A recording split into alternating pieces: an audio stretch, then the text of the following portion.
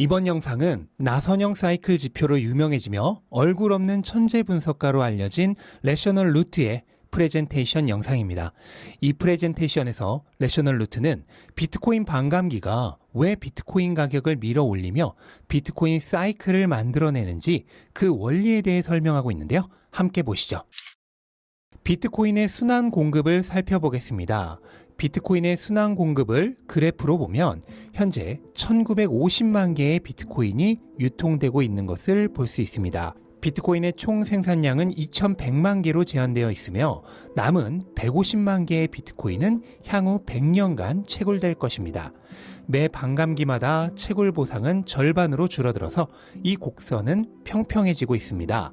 첫 번째 반감기 이전에는 비트코인의 총 공급량의 50%, 첫 번째와 두 번째 반감기 사이에는 총 공급량의 25%, 두 번째와 세 번째 반감기 사이에는 총 공급량의 12.5%가 채굴되었습니다. 이제 활력 지표를 순환 공급에 대입해서 살펴보도록 하겠습니다. 비트코인은 한 번의 반감기에 21만 블록의 시간이 걸린다는 것을 확인할 수 있습니다. 따라서 X축에는 연도와 블록 시간이 표시됩니다. 활력 지표를 이 순환 공급에 표시하면 순환 공급을 활성 공급과 비활성 공급으로 나눌 수 있습니다. 비활성 공급은 체인상에서 움직임이 없는 비트코인으로 대부분이 2009년에서 2010년에 채굴되었고 현재는 분실된 상태입니다. 나카모토 사토시가 가지고 있는 코인도 여기에 해당하죠. 따라서 비활성 공급은 비트코인의 가격에 거의 영향을 미치지 않습니다. 반면에 활성 공급은 비트코인의 가격에 영향을 미치는 공급 물량입니다. 따라서 비활성 공급은 무시하고 활성 공급을 살펴봐야 하겠죠. 활성 공급은 155일을 기준으로 단기 보유 물량인 거래 가능 공급과 장기 보유 물량인 비유동성 공급으로 나눌 수 있습니다. 우선 장기 물량에 해당하는 비유동성 공급을 좀 더 살펴보겠습니다. 먼저 비트코인의 가격을 라인 차트로 표시해보죠. 가격선의 검은 점들은 역대 최고가를 나타내는데 이 최고가는 보유하고 있던 비트코인을 팔았을 때 가장 많은 수익을 낼 수 있는 시기를 의미합니다. 검은 점들이 있는 초록색 구간들을 살펴보면 비유동성 공급도 함께 증가하죠. 장기 보유자들이 이때 가지고 있던 코인들을 팔았을 텐데 왜 비유동성 공급은 감소하지 않고 되레 증가할까요? 이 초록색 구간에서 새로운 수요도 많이 발생하기 때문입니다. 처음 비유동성 공급이 판매될 때는 그 코인은 아직은 장기 물량으로 취급됩니다. 이 장기 물량을 새롭게 구매한 사람이 다음에 빠르게 팔 때야 비로소 단기 물량으로 전환되는 것이죠. 상승장이 끝나고 하락장으로 가면 시장에 들어왔던 새로운 사람들은 가격 변동에 매우 민감하게 반응하기 때문에 일부 코인을 판매하겠죠. 그럼 그 코인들은 그때 가서 드디어 유동적인 단기 물량으로 분류되는 것입니다. 따라서 전체적으로 보면 비유동성 공급은 직선적으로 증가하고 있습니다.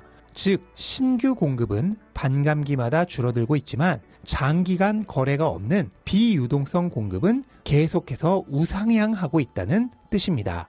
이제 거래 가능 공급, 즉 단기 물량에 대해서 살펴보겠습니다. 세 번째 반감기 이후 남아있는 거래 가능 공급은 점점 줄어들어가고 있습니다. 이는 신규 공급이 반감기마다 줄어들고 비유동성 공급은 계속 우상향하면서 장기 물량인 비유동성 공급이 늘어나는 속도가 신규 공급 속도보다 빨라졌기 때문입니다. 그럼 우리는 왜 아직도 강력한 공급 충격을 보지 못하고 있을까요? 여기에는 세 가지 이유가 있는데 첫 번째 이유는 아직까지는 신규 공급량이 여전히 충분하기 때문입니다. 두 번째 이유는 2020년 이후 비트코인이 기관 자산으로 채택되면서 파생 상품의 거래가 증가했기 때문입니다. 비트코인 상에서 거래되는 선물 거래량을 그래프로 나타내면 이렇습니다. 이는 실제 비트코인 거래량 위에 있는 종이 비트코인으로 파생 상품 시장입니다. 달러로 표시된 선물 거래량만 보여주고 있는데 이는 투기를 위한 것으로 실제 비트코인을 필요로 하지 않습니다. 즉 사람들은 자산을 구입했다고 생각했지만 차용증을 구입한 것이 되는 것입니다. 공급 충격을 보지 못한 세 번째 이유는 공급은 각 사이클마다 한 번 사이클의 최종 지점인 열광 단계에서만 검증되기 때문입니다. 2021년에 우리는 이것을 경험했고 가격이 예상만큼 많이 상승하지는 못한 사이클이었는데요. 2021년이 실망스러운 사이클이었던 이유는 거래에 가는 공급량이 여전히 많은 사이클이었고 종이 비트코인 거래가 시작된 사이클이기 때문입니다. 하지만 이번 사이클은 거래에 가는 공급량과 종이 비트코인 양이 줄어들고 있으므로 훨씬 긍정적입니다. 비트코인의 다음 열광 단계는 네 번째 반감기를 지나 사이클의 후반부에 일어날 것입니다. 이때 줄어든 공급량의 진가를 볼 수 있게 될 텐데요. 무엇을 보게 될지 궁금해지네요.